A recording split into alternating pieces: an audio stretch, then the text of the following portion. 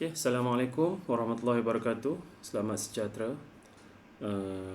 Untuk video yang kali ni kita dah selesai dengan tiga kali kelas dah kita buat. Okay, yang ini mungkin video yang keempat cikgu bersama dengan awak. Okay, tajuk kita pada hari ini adalah Alkina.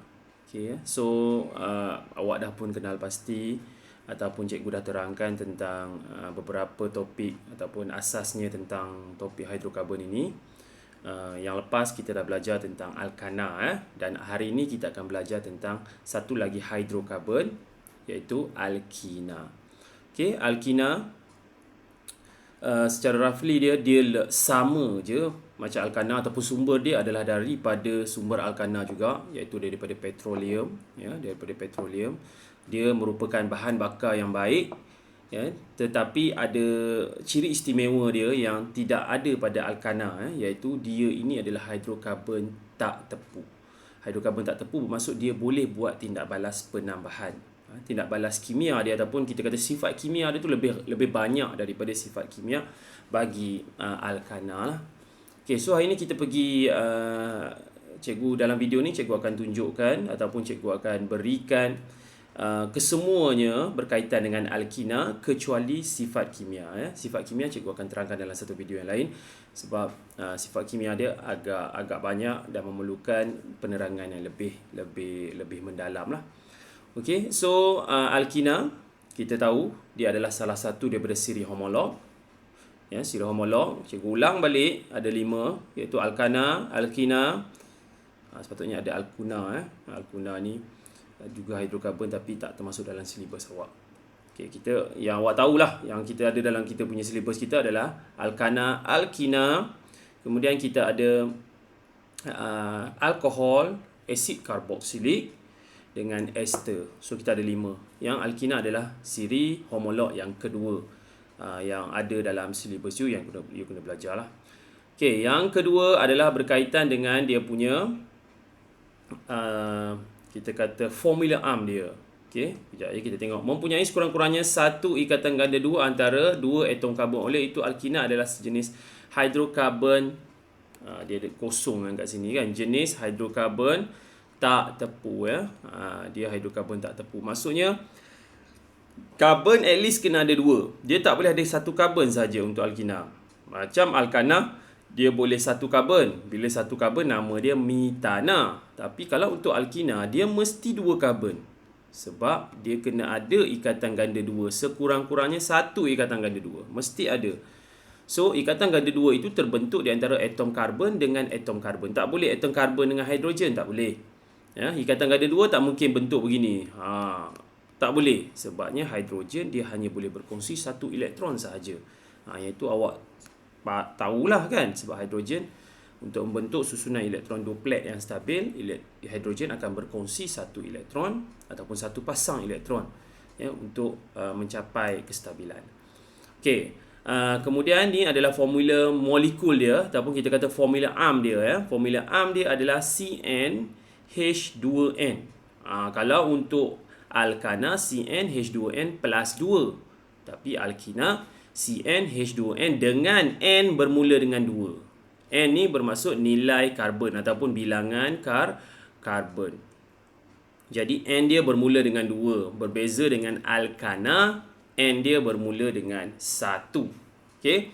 Alright, seterusnya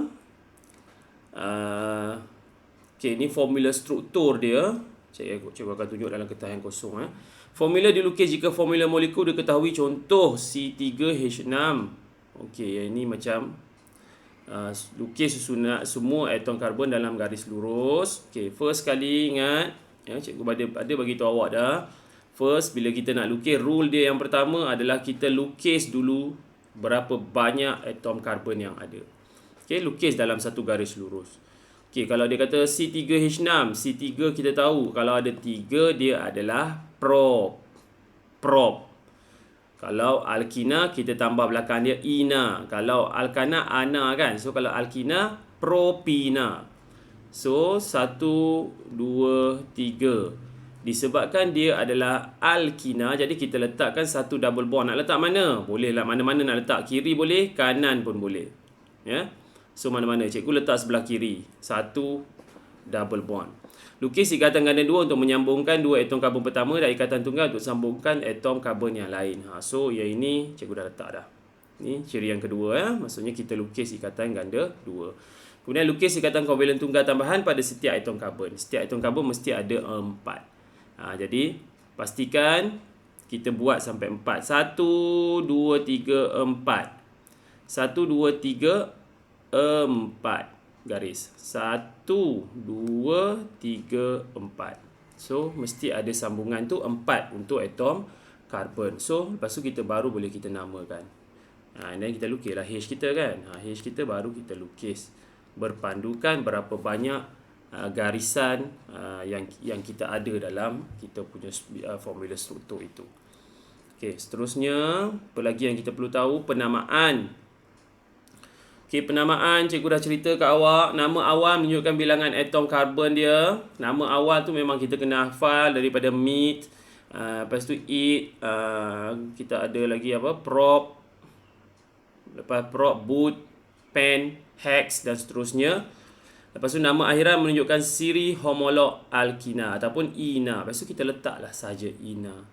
Ya, kita letak ina. Tapi ina ini ataupun ina ni menunjukkan double bond ya. Ina ini. Ina menunjukkan kita punya ikatan kovalen ganda dua kita. So nak tulis ina ni kita kena tahu kat mana kedudukan kita punya atom ataupun kita punya ikatan ganda dua. Nanti cikgu akan bagi tahu macam mana kita nak namakan. Okey. So bagaimana kita nak menamakan ya? Secara ringkaslah. Nanti dalam keisomeran ataupun isomerism cikgu akan bagi tahulah bagaimana kita nak menamakan dengan lebih jitu lah. Okey, katakan cikgu ada butina ya, butina. Okey. So butina cikgu kalau butina 4 kan, C4 H berapa? Kita tahu dia punya formula ARM dia CN H2N. Okey, so kalau N dia 4, N 4, so 2 kali 4 kita dapat H lah 8. Okey, kemudian kita pun lukis 1 2 3 4. Okey. 4 karbon. Lepas tu kita lukislah dia punya double bond dia sebabkan dia butina. Ya, so kita lukiskan dia punya double bond dia pada karbon yang pertama. Karbon yang pertama maksud kita mula daripada kiri boleh, belah kanan boleh. Kalau kita mula daripada kiri, sini 1 2 3 4. Okey. So penamaan tu, itu untuk menamakan dia kan. So kita sentiasa bermula dengan karbon yang pertama, letak double bond di sini. Okey. Boleh tak kita nak mulakan daripada belakang pun boleh. Sini pun boleh jadi 1 2 3 4. Boleh juga. Jadi kita letakkan di belakang tu. Boleh.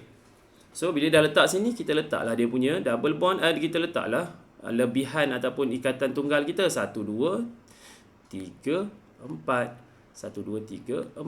1 2 3 4. Yang hujung 1 2 3 4. Okay, and then lebihan tu lukislah H 1 2 3 4 5 6 7 8. Okey, so cukuplah C 4 H 8. Okey. Tapi boleh juga dia formula ni, formula molekul yang sama tetapi formula struktur yang berbeza. Ni formula molekul kita ya. Formula molekul. Pada masa sama cikgu lukis cara yang lain pula. C 1 2 3 4. Okey. Tapi kali ni 1 2 3 4. Kali ni cikgu letakkan dia punya double bond pada karbon yang kedua. Cikgu letak karbon yang kedua di sini. Ni double bond dia cikgu letak kat situ. Okey. So nama dia akan berubah nanti ya. So kita tengok. Sekarang rule kita yang ketiga adalah kita letakkan dia punya ikatan kovalen tunggal kan. 1 2 3 4. 1 2 3 4. 1 2 3 4. 1 2 3 4. And then kita isikan dengan H.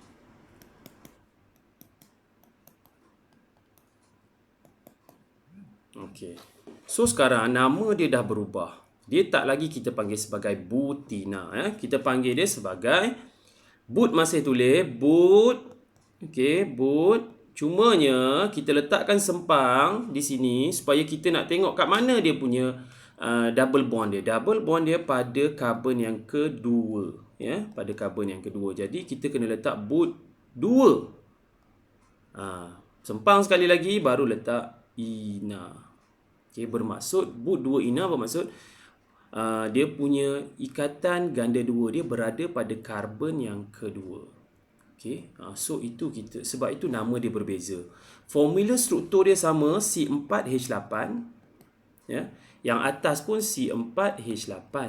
Formula molekul sama, tetapi formula struktur dia berbeza ataupun nama dia berbeza. Satu nama butina, satu nama but 2 ina.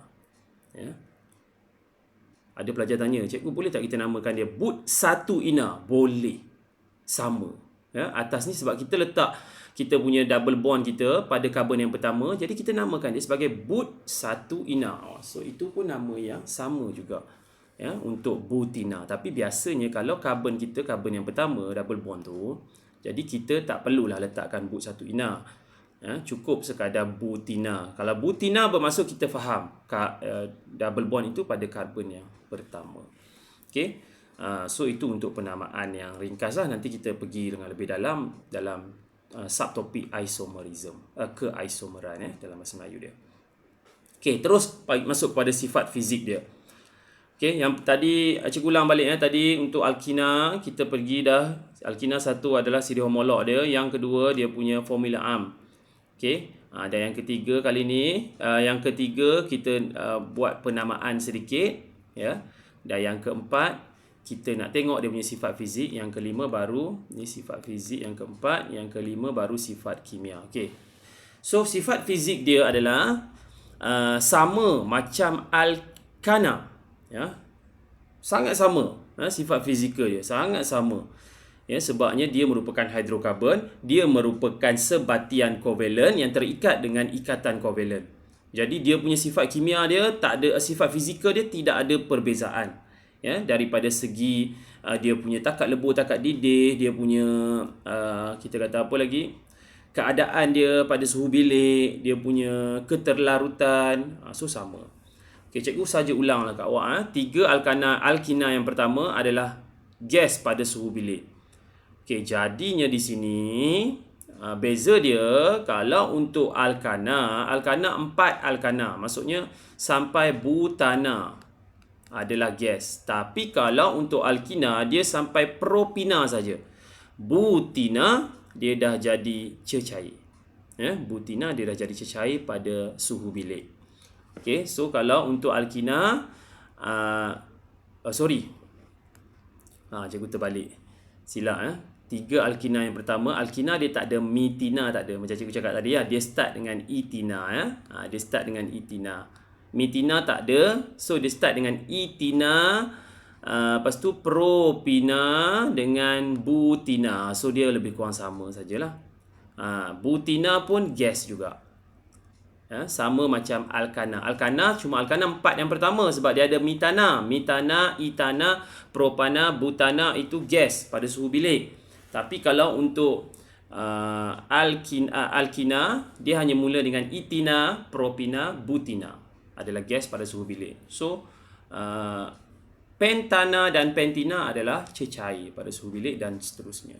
Okey, tidak larut dalam air tetapi larut dalam pelarut organik, sama macam kita punya alkana juga. Tidak mengkondisikan elektrik dalam apa jua keadaan, sebab dia tiada ion-ion yang bebas bergerak, atau dengan kata lain dia adalah molekul yang neutral. Dia neutral, dia tidak ada charge, so dia tidak boleh mengkondisikan elektrik.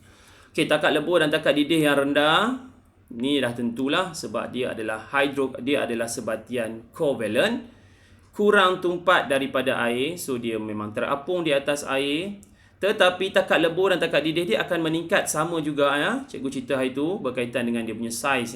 Takat lebur dan takat didih semakin bertambah, ketumpatan pun semakin bertambah apabila bertambahnya bilangan atom karbon. Okey. Selain daripada tu, Macam cikgu sebut lah, dia cecair tiada warna. Ya. Kalau bermula dengan pentana lah, pentina kan, pentana, pentina dan ke atas, dia adalah cecair hitam, tiada warna. Sama juga kalau dia dalam keadaan gas pun dia tidak ada warna, kita tak boleh nampak dia. Okey, tapi kita boleh kenal pasti dia melalui dia punya bau dia. Ya, kita bau dia memang agak tajam dan sengit lah. Okey, so dia menyebabkan sakit hidung kita kan. Iaitu kita tahulah dia adalah alkina lah, alkana ataupun alkina. Cuma kena bezakan melalui proses ataupun ujian kimia kalau kita nak bezakan dua ni. Sebab dua ni tak ada beza, tak akan nampak dia punya perbezaan dia. Okey, kita teruskan dengan sifat kimia alkina dalam video seterusnya. Sebab cikgu akan tunjukkan secara detail dalam bentuk kita kata gambar rajah lah. Okey, so cikgu tak boleh nak terangkan di sini. Sebabkan ni jumuk dia bagi satu kan. Jadi susah untuk awak nampak bagaimana dia punya sifat kimia yang lebih jelas lah. Okey, so kita berhenti takat ni dulu. Cikgu akan sambung dalam video seterusnya nanti. Terima kasih. Assalamualaikum. Selamat sejahtera.